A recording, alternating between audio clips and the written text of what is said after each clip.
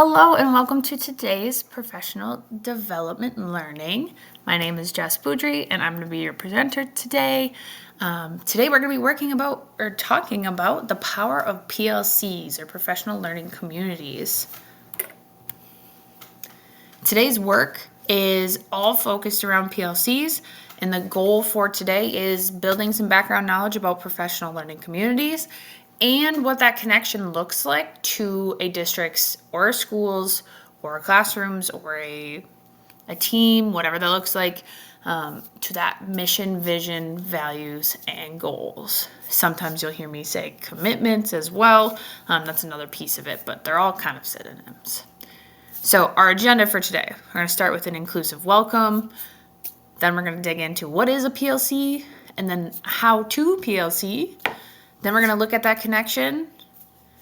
Then we'll explore some of those goal statements, do a little recap, and give you your resources and send you on your way.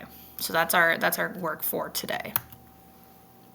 So your inclusive welcome today is when you hear about a new initiative or you hear about a new meeting that's added to your schedule. What Michael are you? Looking at 1 through 9. If you're a big Office fan, you know Michael Scott is one to maybe react quickly and in dramatic ways. So take a look at some of those images and think about what is your reaction to when you see that. I'll be honest, as a 5th grade teacher, oftentimes I was at the maybe number 2 sticks out to me because it's like okay, here we go. I'm going to pretend to smile and grin and bear it. And then there were other times that I was just maybe a 9 and internally screaming at a 7. But when you think about why that is, oftentimes we don't have a purpose or it doesn't feel meaningful. So I'm hoping that when our work, if we added a purpose and a meaning, that you could lean towards 10. That's the goal. And how do we do that? We look at what PLCs are going to do for us. So what is a PLC? A man named Richard Dufour, Dr. Richard Dufour, came up with this. He wasn't the first to come up with the idea, but he was credited with being the maybe sole, he did have a team, but maybe that sole person that was really working to implement a professional learning community.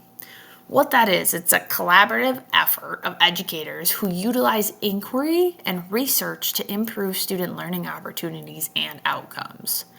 So we're working in different groups of educators. That could be district, that could be school, that could be within there. Personally, I've been on many PLCs. I've been on a grade level PLC. I've been on an instructional coach PLC.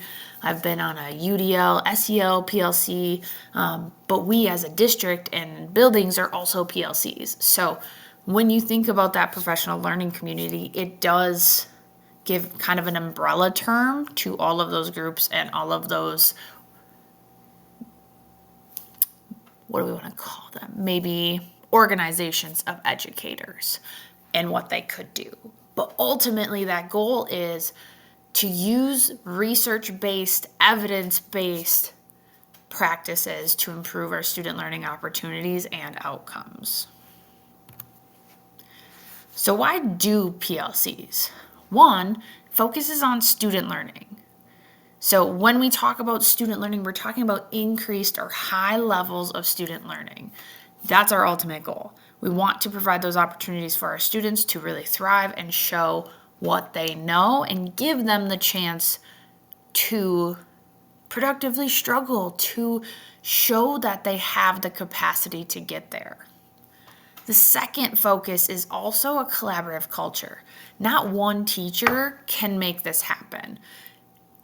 Dufour says teachers working in isolation is not going to get us anywhere. We need to work together. We need to be collaborative. We need to be supportive of each other to support these high levels of instruction in our classrooms. And then that last focus is data-based results. We're looking at data. We're looking at the evidence in order to determine what our students need. So when you think about this, I just want you to take a second. I want you to think about, what do you already do? What do you already do in your whatever role it is that you have? What do you do to promote high levels of student learning? How do you collaborate with others to support your students? And how do you use data to change, modify, or support your instructional strategies? And how can we talk about that in those meetings that maybe feel meh, or maybe feel like here we are again? That's the goal of our PLCs. So how do we do that? How do we structure our meetings, our initiatives, whatever work we're doing to meet these three main focus? We have 4 questions. 1, we want to know, what do we want students to be able to do successfully? What do we want them to do? Are we looking at standards? Are we looking at success criteria? Are we looking at learning intentions, learning targets? How do the students know? What do we want the students to know? Question number 2, how will all stakeholders know if they're successful?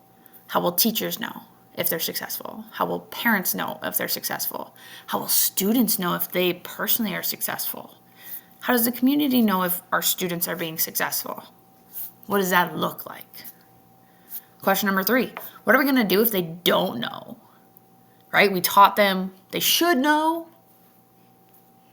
but what are we going to do if they don't? And what do we do if they lack those skills to be successful? What are we going to do? And then question number 4, this is the one I feel like we often forget. What are we going to do if they already know and are successful? I'll be honest, as a teacher, it's always kind of hard to swallow that they already knew that, right? Because then you're planning for students who have no clue what you're talking about, maybe kind of get it, get most of it, and then I'm telling you all things that you already know. That's the power of a PLC, and that's the power of that focus, is how do we dig into those pieces? How do we plan for that so that all students' needs are being met, challenged, and we're using it to make our students and our staff better?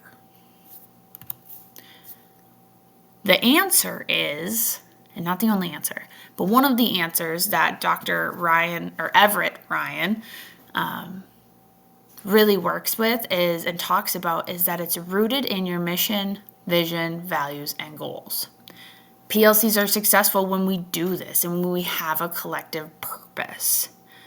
So when we think about this, long-term goal is to implement PLCs. Long-term goal is to have a clear collective mindset about what PLCs can do for us, how we can implement them to show those improved outcomes.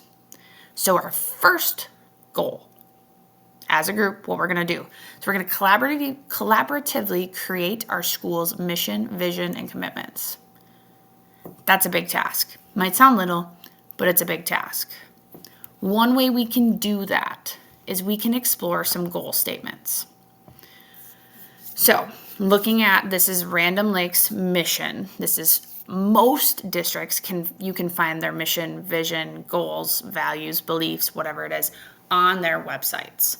And this was one, as I was looking through different goal statements, different missions, this is one that kind of stuck out to me because there were a lot of key words that I truly felt like I want to internalize, and that when I'm working in a district and when I'm working with students or I'm working with staff, I want to see this and I want to feel this when we're thinking about our students.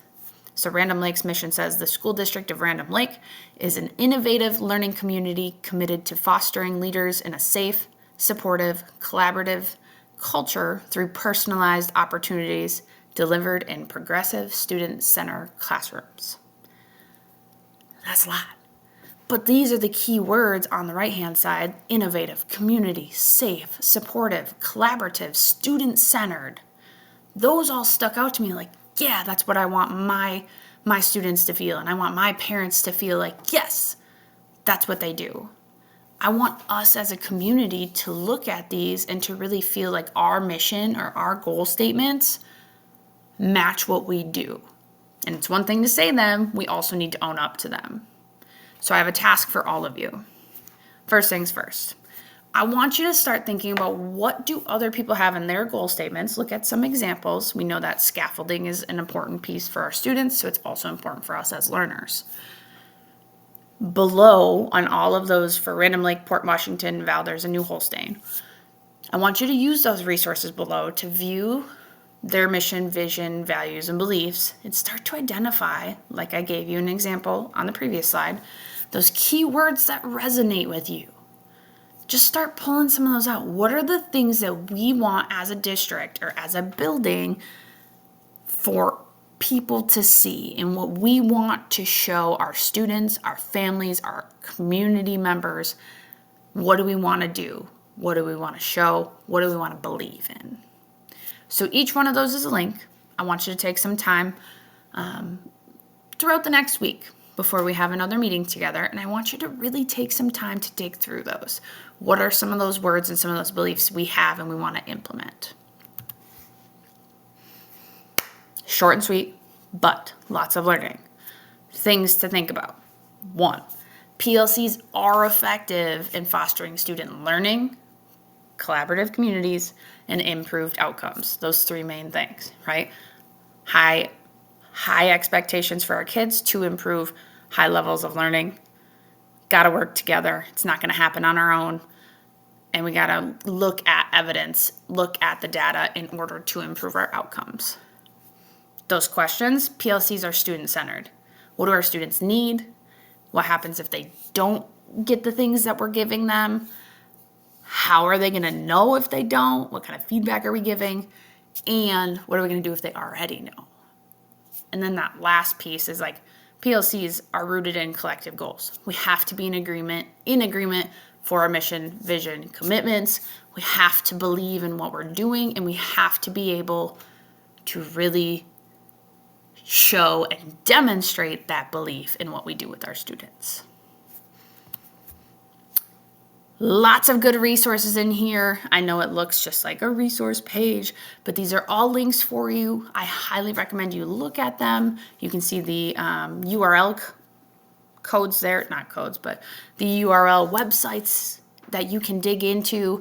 And I highly recommend you taking a look at those if you want some more learning. If not, I do have some book recommendations. Reach out to me and I will send those to you. Thank you for joining me. I hope you all have a great, wonderful rest of your day.